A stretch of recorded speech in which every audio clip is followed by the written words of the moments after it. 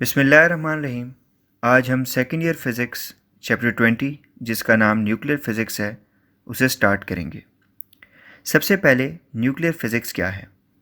ये फ़िज़िक्स की वो ब्रांच है जिसमें हम न्यूक्लियस और उससे रिलेटेड फ़िनोमेना को स्टडी करते हैं। न्यूक्लियस से रिलेटेड फ़िनोमेना कौन से हैं ये तो इस चैप्टर में आगे चल के पता चलेगा, लेकिन सबसे पहले हम न्यूक्लियस को समझेंगे। तो हमारा पहला टॉपिक है एटॉमिक न्यूक्लियस। जब एटम के स्ट्रक्चर को स्टडी किया जा रहा था तो उसी दौरान 1911 में एक ब्रिटिश फिज़िसिस्ट जिनका नाम लॉर्ड रदरफर्ड था, उन्होंने अपने दो स्टूडेंट्स गीगर और मर्स्टन के साथ मिलके एक एक्सपेरिमेंट परफॉर्म किया जिसमें उन्होंने न्यूक्लियस को दरियाफ्त किया। बेसिकली रदरफर्ड ने एक्सपेरिमेंट डिज़ाइन किया था और गीगर मर्स्टन ने उस एक्सपेरिमेंट को परफॉर्म किया था। अपने एक्सपेरिमेंट के दौरान उन्होंने गोल्ड एटम्स पर अल्फ़ा पार्टिकल्स की बम्बार्डमेंट की। यहाँ सिंप्लिसिटी के लिए हम एक गोल्ड एटम कंसिडर करते हैं। इस पर अल्फ़ा पार्टिकल्स की बम्बार्डमेंट की गई तो हुआ ये कि ज़्यादातर अल्फ़ा पार्टिकल्स इस एटम में से बग़ैर मुड़े सीधा आगे चले गए, जो कि इस चीज़ का सबूत था कि एटम के अंदर ज़्यादातर जगह खाली है। लेकिन कुछ अल्फ़ा पार्टिकल्स एटम के अंदर ही मौजूद किसी चीज़ से टकराने के बाद यूँ मुड़ गए यानी स्कैटर हो गए, जो कि इस चीज़ का सबूत था कि एटम के अंदर कोई हैवी चीज़ मौजूद है जिसे बाद में न्यूक्लियस का नाम दिया गया। न्यूक्लियस की जो बेसिक प्रॉपर्टीज़ आइडेंटिफाई हुई, अब हम उन्हें डिस्कस कर लेते हैं। किसी भी एटम के सेंटर में एक पॉजिटिवली चार्ज्ड न्यूक्लियस होता है। न्यूक्लियस के अंदर दो तरह के पार्टिकल्स होते हैं, प्रोटॉन्स और न्यूट्रॉन्स। यानी प्रोटॉन्स और न्यूट्रॉन्स मिलकर एक न्यूक्लियस बनाते हैं। क्योंकि प्रोटॉन्स और न्यूट्रॉन्स मिलकर न्यूक्लियस बना रहे हैं, इसीलिए इन दोनों को हम न्यूक्लियॉन्स भी कहते हैं। प्रोटॉन्स पर पॉजिटिव चार्ज होता है और न्यूट्रॉन्स पर कोई चार्ज नहीं होता, यानी न्यूट्रॉन्स न्यूट्रल होते हैं। प्रोटॉन्स के पॉजिटिव चार्ज की वजह से ही एक न्यूक्लियस पर पॉजिटिव चार्ज होता है। एक प्रोटॉन का मैस तकरीबन न्यूट्रॉन के मैस के बराबर होता है। प्रोटॉन का मैस 1.673 इंटू 10⁻⁻27 kg, जबकि न्यूट्रॉन का मैस 1.675 इंटू 10⁻⁻27 kg होता है, जो कि प्रोटॉन के मैस के तकरीबन बराबर है। प्रोटॉन और न्यूट्रॉन के मैस का कंपैरिजन अगर इलेक्ट्रॉन के मैस से किया जाए तो ये दोनों इलेक्ट्रॉन से हैवी होते हैं। हम जानते हैं कि इलेक्ट्रॉन का मैस 9.1 इंटू 10⁻31 kg होता है, जो कि इन दोनों से तकरीबन 1840 टाइम्स कम है। यानी इलेक्ट्रॉन का मैस प्रोटॉन या फिर न्यूट्रॉन के मैस से 1840 टाइम्स कम होता है। इसका मतलब है कि इलेक्ट्रॉन बहुत हल्का है। रदरफर्ड एक्सपेरिमेंट में हमने ये सीखा था कि किसी भी एटम के अंदर ज़्यादातर जगह खाली होती है और न्यूक्लियस एटम के सेंटर में होता है। न्यूक्लियस का साइज़ एटम के कंपैरिजन में बहुत कम होता है। इसके छोटे साइज़ का अंदाज़ा आप यहाँ से लगाएं कि न्यूक्लियस का जो अप्रॉक्सीमेट साइज़ है वो तकरीबन 10⁻⁻14 मीटर होता है, जो कि एटम के अप्रॉक्सीमेट डायमीटर से तकरीबन 10,000 टाइम्स कम है। यानी न्यूक्लियस एटम से तकरीबन 10,000 टाइम्स छोटा होता है, लेकिन इसके बावजूद ये एटम का ज़्यादातर मैस कैरी करता है। किसी भी एटम का जो ज़्यादा मैस है वो न्यूक्लियस के अंदर होता है। किसी भी न्यूक्लियस का मैस 10⁻⁻27 kg के ऑर्डर का होता है। हमने न्यूक्लियस को डिटेल से डिस्कस कर लिया। अब हम इस चैप्टर में इस्तेमाल होने वाली कुछ और टर्म्स को सीखते हैं। पहली टर्म है एटॉमिक नंबर, या इसी का दूसरा नाम है चार्ज नंबर। यानी एटॉमिक नंबर को हम चार्ज नंबर भी कह सकते हैं। हम जानते हैं कि न्यूक्लियस के अंदर प्रोटॉन्स और न्यूट्रॉन्स होते हैं। किसी भी न्यूक्लियस में जो प्रोटॉन्स की तादाद होगी उसे हम उस न्यूक्लियस का एटॉमिक नंबर कहेंगे या फिर चार्ज नंबर कहेंगे। मिसाल के तौर पर अगर किसी न्यूक्लियस के अंदर प्रोटॉन्स की तादाद 10 है तो इसका मतलब है उसका एटॉमिक नंबर 10 है। और अगर किसी न्यूक्लियस के अंदर प्रोटॉन्स की तादाद 20 है तो इसका मतलब होगा उसका एटॉमिक नंबर 20 है। एटॉमिक नंबर या चार्ज नंबर को हम इंग्लिश अल्फ़ाबेट Z से रिप्रेजेंट करते हैं। दूसरी टर्म है मास नंबर या न्यूक्लियॉन नंबर, यानी मास नंबर को हम न्यूक्लियॉन नंबर भी कह सकते हैं। न्यूक्लियस के अंदर प्रोटॉन्स और न्यूट्रॉन्स दोनों होते हैं।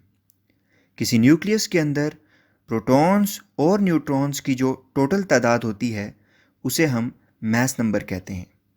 यानी कि न्यूक्लियस के अंदर जितने प्रोटॉन्स हैं उनकी तादाद और जितने न्यूट्रॉन्स हैं उनकी तादाद दोनों को ऐड करें तो आपके पास मास नंबर आ जाएगा।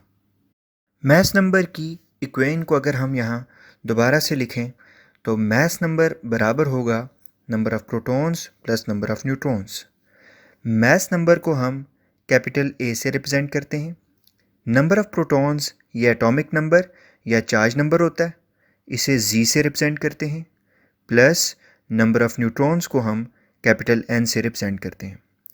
यहाँ अगर हमें न्यूट्रॉन्स निकालने हों N तो ये प्लस Z दूसरी साइड जाके नेगेटिव हो जाएगा तो N आएगा A माइनस Z। अब इन दोनों टर्म्स को हमने अच्छी तरह से याद रखना है क्योंकि चैप्टर के दौरान ये बार बार इस्तेमाल होंगी। याद रखिएगा कोई भी न्यूक्लियस हो उसका एक ख़ास एटॉमिक नंबर होता है Z, और ये क्या होता है number of protons inside the nucleus. और न्यूक्लियस का एक ख़ास मास नंबर भी होता है A, ये क्या होता है number of protons plus number of neutrons inside the nucleus. अब हम पढ़ेंगे सिंबॉलिक रिप्रेजेंटेशन ऑफ न्यूक्लियाई। ये जो लफ्ज़ न्यूक्लियाई है ये न्यूक्लियस का प्लूरल है।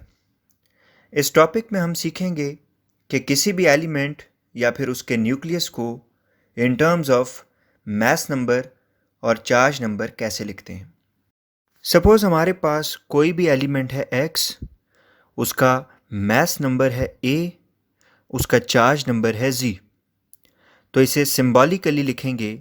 सबसे पहले एलिमेंट का नाम X, ऊपर उसका मास नंबर A और नीचे यहाँ उसका चार्ज नंबर Z।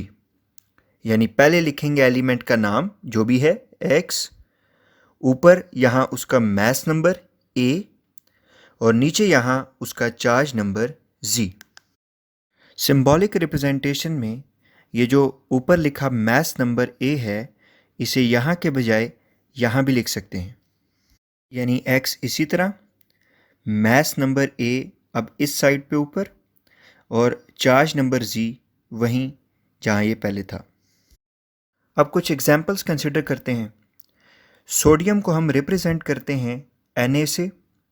इसका मास नंबर A होता है 23, इसका चार्ज नंबर Z होता है 11। तो जब हम इसे सिंबॉलिकली लिखेंगे तो सबसे पहले सोडियम का नाम Na, ऊपर इसका मास नंबर 23 और नीचे यहाँ चार्ज नंबर 11। इसी तरह जो यूरेनियम है इसे हम U से रिप्रेजेंट करते हैं। इसका मास नंबर A होता है 238, इसका चार्ज नंबर Z होता है 92। तो जब हम यूरेनियम का सिंबल लिखेंगे तो सबसे पहले इसका नाम U, ऊपर इसका मास नंबर 238 और नीचे इसका चार्ज नंबर 92। न्यूक्लियस से रिलेटेड जो अगली टर्म हमने समझनी है वो है आइसोटोप्स। आगे बढ़ने से पहले एक बात याद रखिएगा कि इस चैप्टर के दौरान कहीं पे भी अगर हम एटम की बात करेंगे तो बेसिकली हम उस एटम के अंदर मौजूद न्यूक्लियस की बात कर रहे होंगे, क्योंकि इस चैप्टर के अंदर हमने सिर्फ़ और सिर्फ न्यूक्लियस पे अपना फोकस रखना है। अब हम आइसोटोप्स को स्टडी करते हैं। हम जानते हैं कि हर एक चीज़, हर एक एलिमेंट एटम से मिलकर बनता है। आम तौर पे ये ख्याल किया जाता है कि किसी एक एलिमेंट के अपने जितने भी एटम्स होते हैं वो एक जैसे होते हैं, लेकिन ऐसा नहीं है। किसी एक ही एलिमेंट के अपने ही एटम्स एक दूसरे से डिफरेंट हो सकते हैं। वो किस तरह से डिफरेंट होते हैं, ये हमें आइसोटोप्स को समझने के बाद पता चलेगा। तो आइसोटोप्स को डिफाइन करते हैं। आइसोटोप्स किसी एक ही एलिमेंट के वो एटम्स होते हैं जिनका चार्ज नंबर Z आपस में सेम हो, लेकिन मास नंबर A आपस में डिफरेंट हो। आइसोटोप्स किसी एक ही एलिमेंट के वो एटम्स होते हैं जिनका चार्ज नंबर Z सेम हो, लेकिन मास नंबर A डिफरेंट हो। तो डेफिनेशन की हद तक तो आइसोटोप्स का पता चल गया, लेकिन इसका जो कॉन्सेप्ट है वो एग्जाम्पल्स करने के बाद बिल्ड होगा। तो पहली एग्जाम्पल लेते हैं हीलियम की। हीलियम एलिमेंट के दो आइसोटोप्स होते हैं। पहला आइसोटोप हीलियम 42, दूसरा आइसोटोप हीलियम 32। पहले आइसोटोप को देखें, इसमें He ये हीलियम का सिंबल है, यानी ये शो करता है कि ये हीलियम एटम है। इसका ऊपर लिखा ये 4 ये मास नंबर होता है, यानी इस हीलियम एटम का मास नंबर 4 है। नीचे लिखा 2 ये चार्ज नंबर होता है, यानी इस हीलियम एटम का चार्ज नंबर 2 है। हीलियम का दूसरा आइसोटोप हीलियम 32, इसमें देखें He ये हीलियम का सिंबल है, जो कि शो करता है कि ये हीलियम एटम ही है। इसका ऊपर मास नंबर 3 और इसका चार्ज नंबर 2 है। अब दोनों का कंपैरिजन लें, ये भी हीलियम, ये भी हीलियम, यानी दोनों हीलियम एटम्स हैं। ऊपर वाले का चार्ज नंबर 2, नीचे वाले का चार्ज नंबर भी 2, दोनों का चार्ज नंबर सेम है। लेकिन ऊपर वाले हीलियम का मास नंबर 4 है और नीचे वाले हीलियम एटम का मास नंबर 3 है, यानी दोनों का मास नंबर डिफरेंट है। तो ये दो ऐसे हीलियम एटम्स हैं जिनका चार्ज नंबर सेम लेकिन मास नंबर आपस में डिफरेंट है। तो ये हीलियम के दो आइसोटोप्स हैं। एक एलिमेंट के जितने आइसोटोप्स होते हैं, उस एलिमेंट के एटम्स उतनी ही फॉर्म में एग्जिस्ट करते हैं। यानी हीलियम के दो आइसोटोप्स हैं, तो ये बेसिकली हीलियम के दो एटम्स हैं। हीलियम एटम्स इन दो फॉर्म्स में एग्जिस्ट करेंगे। दूसरी एग्जांपल लेते हैं हाइड्रोजन की। हाइड्रोजन के 3 आइसोटोप्स होते हैं। पहला आइसोटोप H11, यहाँ H हाइड्रोजन का सिंबल, ऊपर वाला 1 इसका मास नंबर और नीचे वाला 1 इसका चार्ज नंबर है। इस आइसोटोप को प्रोटियम कहते हैं। हाइड्रोजन का दूसरा आइसोटोप H21, यहाँ H हाइड्रोजन का सिंबल, 2 मास नंबर और ये नीचे वाला 1 चार्ज नंबर है। इस आइसोटोप को ड्यूटेरियम भी कहते हैं। हाइड्रोजन का तीसरा आइसोटोप H31, यहाँ H हाइड्रोजन का सिंबल, 3 मास नंबर और ये 1 चार्ज नंबर है। इस आइसोटोप को ट्रीटियम भी कहते हैं। अब तीनों आइसोटोप्स को कंपेयर करवाएं। इसका सिंबल H, इसका भी H, इसका भी H, यानी तीनों हाइड्रोजन एटम्स हैं। अब तीनों का चार्ज नंबर देखें सेम है। इसका 1, इसका भी 1, इसका भी 1। तीनों का मास नंबर डिफरेंट है। इसका 1, इसका 2, इसका 3। तो तीनों का charge number same, mass number different है। यही वजह है कि ये तीनों एक दूसरे से डिफरेंट हैं। यहाँ हाइड्रोजन के 3 आइसोटोप्स हैं। इसका मतलब ये हुआ हाइड्रोजन एटम इन 3 फॉर्म्स में एग्जिस्ट कर सकता है। अब कुछ एलिमेंट्स के आइसोटोप्स ज़्यादा होते हैं और कुछ के कम होते हैं। जैसे अभी हमने देखा हीलियम के आइसोटोप्स 2 हैं, हाइड्रोजन के 3 हैं, इसी तरह सीजियम के 36 होते हैं। तो यहाँ हम आइसोटोप्स के हवाले से डिस्कशन को क्लोज़ करते हैं। आइसोटोप्स के बारे में मज़ीद बातें हम आने वाले लेक्चर्स में डिस्कस करेंगे। इस लेक्चर के हवाले से अगर आपका कोई भी सवाल हो तो आप कमेंट सेक्शन में पूछ सकते हैं। अल्लाह हाफिज़।